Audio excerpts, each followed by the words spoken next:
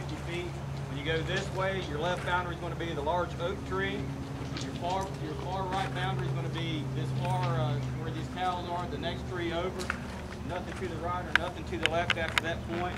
Anytime you're out here on the range today, we require muzzle to be up, bolt be open, no magazines loaded whatsoever until you're down on the mat. All the muzzles of the weapon should be facing out at all times. Anytime you're moving, like say to or from the mat, make sure your muzzles are up. Muzzle discipline is a big thing. You should never ever sweep anything that you don't intend to shoot. That's why we want you muzzles up. Anything that you brought out today, make sure you take it back with you. We want to keep the landowner happy, make sure the area is kept clean and just like we came in this morning. At any time, if anybody sees an unsafe act whatsoever, just call a ceasefire, bring to our attention what's going on. We'll get it sorted out. We'll move forward from that point. All weapons should be placed on safe. After you're done, we'll ask you to clear the weapon. Clear the weapon means you're going to take your bolt to the rear, drop your magazine if you have one. You want to place the weapon on safe. Anybody have any questions as far as safety briefing goes or any issues related to safety today? If any time you're found doing something unsafe, you can be DQ'd. You're done for the day. If it's a gross violation, you can be banned. Safety is paramount. Anybody have any questions? All right, turn it over to Dan. A couple of things too.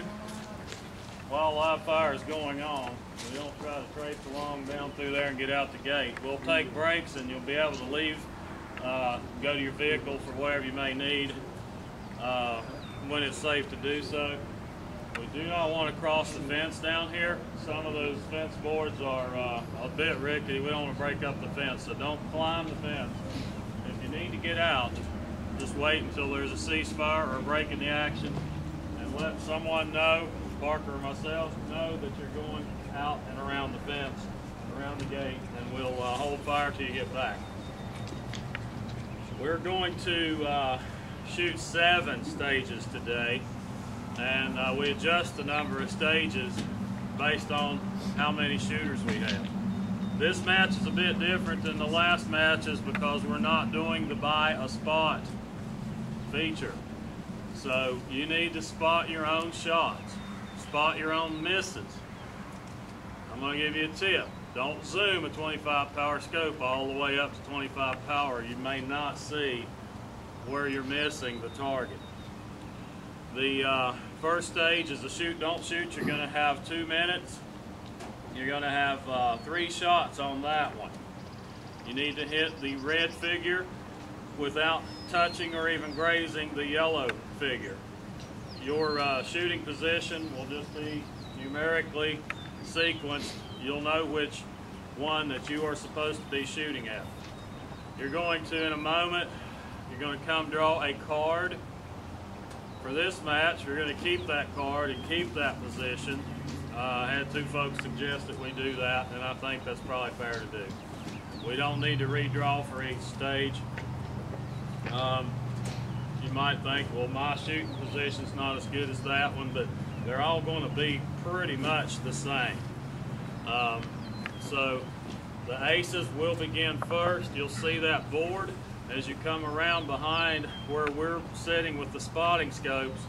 You can look at the board and you'll know which position to get down in. They're going to have position 1, 2, 3, and then we got a 4th position which we're not going to be using today. We're going to draw spades, clubs, and diamonds. And we're going to cycle through the same way each time. The ace of spades on each stage will shoot first every stage. If you draw the ace of spades and you don't want to shoot first every stage, somebody will probably trade with you, and I don't mind if you do that. But you can't trade during the match. You need to keep the sequence the same after the match begins.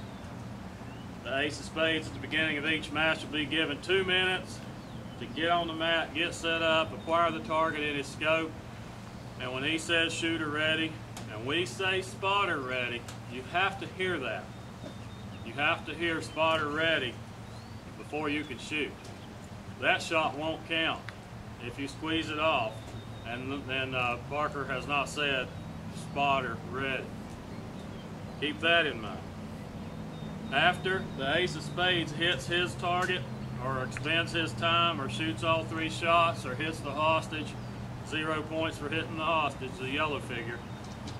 We immediately begin time with ace of diamonds, which will be one position over from him. That way, when he's getting up and getting out of the way, he's not bothering the ace of diamonds. Ace of diamonds is going to go ahead and shoot.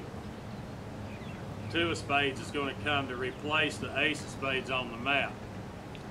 After the ace of diamonds shoots, we're going to drop back and catch the ace of clubs. That might sound complicated, but once it starts rolling, you'll get the idea. The reason we're doing it that way staggered is so that somebody's not squirming around and trying to get their sight picture while you are supposed to be shooting. They're not doing that right beside you. There's 4 smaller sandbags on the map. Bring what you're going to shoot with to the mat. Once you step onto the mat and get down, you don't get back up. I forgot my this or I forgot my that. Just bring what you believe you may need. If your bipod's not high enough to acquire the target in your sight picture, grab those bags. So let me have the sandbag. And you put a bipod foot on each bag, it works great. So make it work whatever you need to do. As we move out, we're going to start, and I'll remark that board. 350 yards, when someone lays that, it's on this side of the fence. It's a single 12-inch plate. We're not doing big little plates. The whole field back there is muddy because of all the rain and this most recent snow. We do not want to dig around out there with the four-wheeler any more than was necessary because we don't want to ruin our relationship with the landowner. So we just, the plates that are in place out there, we're going to use those for this match. They're ranging all the way out to 1,030 yards, and it should be a pretty challenging match. I think it'll be a good match. We're going to have a little bit of wind today, but not a lot. And I think everything will go well. Questions? Team concept versus individual. Let's be fair to everyone that is shooting and not come back behind the line and go, hey, I did this much windage. You know, I did that much elevation. Because if you're helping, you know, if 2 people are working together or 3 people are working together, that can cause them to do better by sharing information, you know, than it would if you were. Now, just kind of keep that in mind. Let everyone shoot their best with what information they're capable of shooting. Now, I'm going to make one small exception to that. If you've got a child here that you're helping, I don't mind that. But I'm talking about things that, you know, might give you an unfair advantage against other folks. Just shoot your best. Do your best. Do what you can do. And any other questions?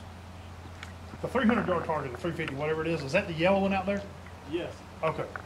Yeah, it's going to be about 350 the way it lays it, but we will, and we'll get started here briefly. Right now, what you'll do is you come to me, you're going to draw a card, and you will give me your $30 match fee as you're drawing the card. If I don't have change for you right away,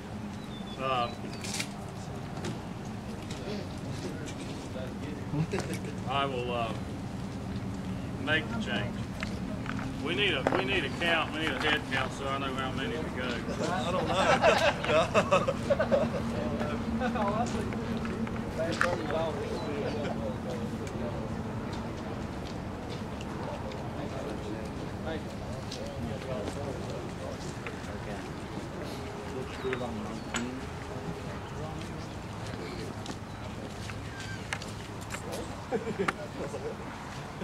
If you draw a heart, give it back to me.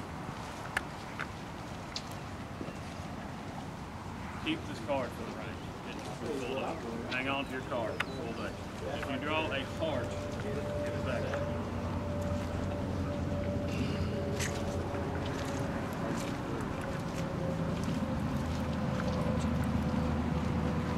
After you guys give him your fee and draw your card, you know you can come over and sign the waiver report. If you draw a heart, give it back to me and draw another card.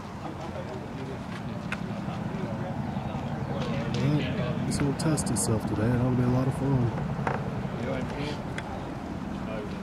All the good people here today. Started off with the Pledge of Allegiance and a little prayer. Bless us for this wonderful day.